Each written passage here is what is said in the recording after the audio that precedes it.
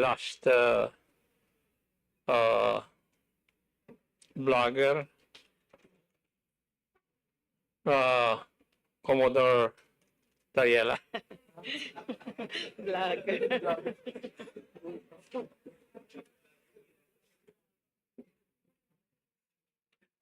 Thank you, Mr. Chair. I'm not a blogger though. I'm the spokesperson of the Philippine Coast Guard when it comes to the West Philippine Sea. To the esteemed chairpersons and the distinguished members of this tri-committee, my co-workers in the government, and my fellow countrymen, isang magandang tanghali po sa inyong lahat.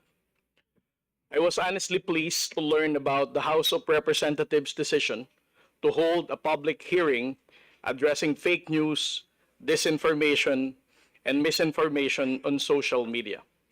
I believe this presents an opportunity for us to finally establish legislation that holds trolls, influencers, and bloggers accountable for their online content. It is important to note that one of the greatest challenges facing the Philippine government in the West Philippine Sea, aside from China's bullying, unlawful activities, and aggressive actions, is combating the spread of fake news and disinformation that obscures the true narrative of events in the West Philippine Sea, leading to confusion and division among our people.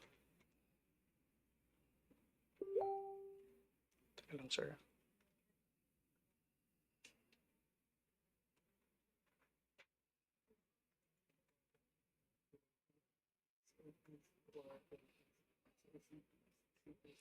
When President Ferdinand Marcos Jr. took office in 2022 and declared that he would not surrender an inch of our territory to any foreign power, many questioned the meaning behind his words, especially since the previous administration claimed that all was peaceful and under control in the West Philippine Sea. This misconception stemmed from the belief that the prior administration had effectively managed the situation in the West Philippine Sea. Between 2016 and 2022, only 3 incidents were reported to the media. The first one is in 2019 when Filipino fishermen from Mindoro reported that their boat, FB Jimber, was rammed by the Chinese maritime militia in Recto Bank. The second incident was in 2021 when the AAP chartered resupply boat was hit by water cannon. And the last one on that same year when over 210 Chinese maritime militia were reported by the Philippine Coast Guard swarming near Julian Felipe Reef. The limited reporting of these incidents, combined with the narrative that the former president's diplomatic effort had successfully convinced Xi Jinping to allow our fishermen to operate freely, contributed to the false sense of security among the Filipino people regarding the West Philippine Sea. Therefore, for President Marcos to deliver his commitment of not surrendering a square inch of our territory to any foreign power, he has to unite the Filipino people. And the only way that we can unite our highly polarized country is to awaken their sense of patriotism with the right information. This is the reason why the Transparency Initiative of the National Task Force West Philippine Sea was launched in 2023, and it has 2 main objectives. First, it aimed to raise awareness among the Filipino people about the realities in the West Philippine Sea, emphasizing why these issues matter, and outlining the legitimate basis of our position. It is important to highlight that President Marcos' commitment of not surrendering is a goal that may be challenging if Filipinos lack enough understanding of what we are fighting for. It is an open book that President Bongbong Marcos has inherited a nation where fake news and disinformation have dominated the discourse surrounding the West Philippine Sea issue. Secondly, the Philippines sought to expose Chinese aggression to help the global community to recognize that there exists a powerful nation in this region that disregards international law, jeopardizing peace instability in this part of the globe. We wanted the world to understand that the Philippines' struggle in the West Philippine Sea is not merely about our maritime jurisdiction. It is a fight for everyone who supports a rules-based order and believes that international law serves as the equalizer for all nations, regardless of size. Fortunately, over the past 2 years, we have successfully achieved our objectives. Regarding the awareness of the Filipino people, a recent survey conducted by Okta Research revealed that 84% of Filipinos support the national government's efforts to defend and assert our maritime rights in the West Philippine Sea.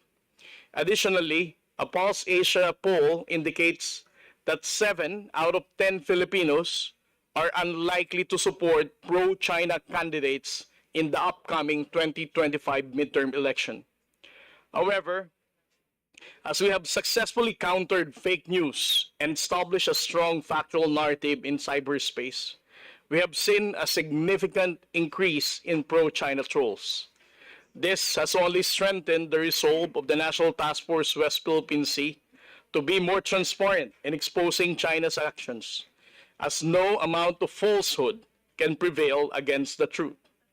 Despite our efforts, social media platforms, as reported by the DICT in the last committee hearing, have become the primary medium for these trolls to disseminate disinformation and fake news, reaching a large portion of our population.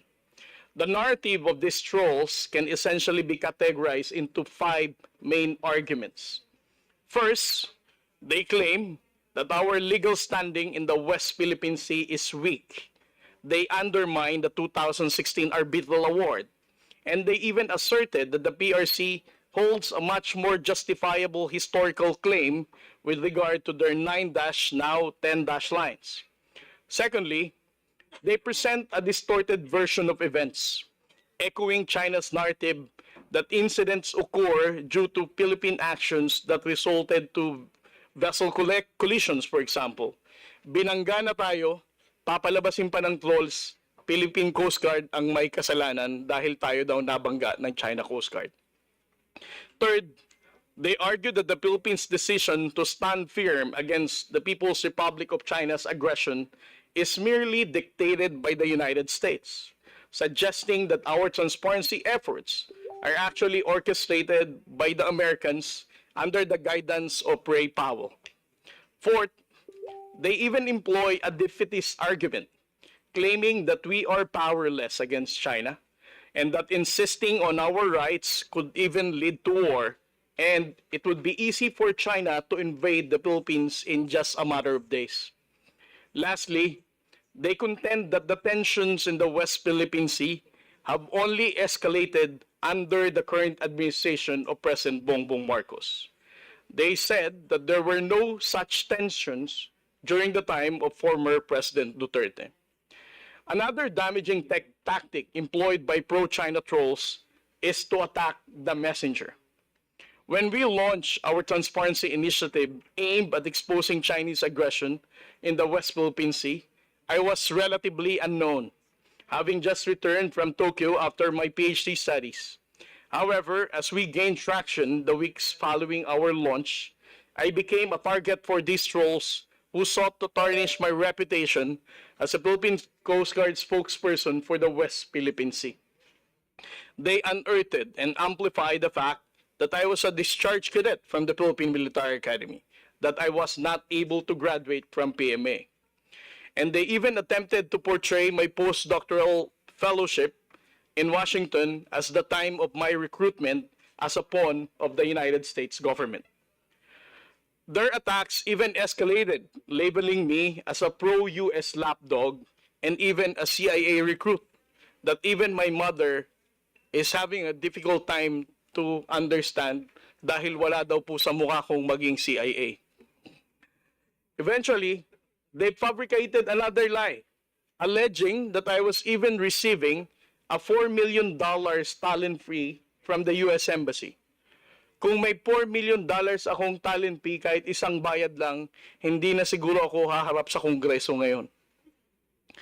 When that failed to damage my reputation and public confidence in me, they even went further, concocting a story that I visited personally the residence of Speaker Romualdez to receive 3 black bags. Although hindi nila sinabi kung ano ang laman ng black bags, but for the record, I don't even know the address of Speaker Romualdez. While these lies are absurd, and they're not only frustrating, but also deeply unfair to my family, I am committed to my role in exposing Chinese aggression and raising awareness among the Filipino people so that we can unite as one nation with a renewed sense of patriotism. My efforts are not motivated by the Americans, nor for any political ambition. My dedication is for the future generation of Filipinos. The awareness we instill in today's youth will reshape the future direction of our struggle in the West Philippine Sea. Maraming salamat po, Mr. Chair. Thank you, Commodore Tarriela. Before we proceed further, let me recognize the physical presence of the Honorable Geraldine B. Roman. Magandang hapon po. Mr. Chairman, The Honorable Barbara after listening to all our resource persons, I get the impression that our resource persons present in this committee hearing today agree to the fact that there must be a code of ethics or code of conduct among actors in the social media platforms. So, yan po ay isa sa mga layunin nitong ating committee hearing na to.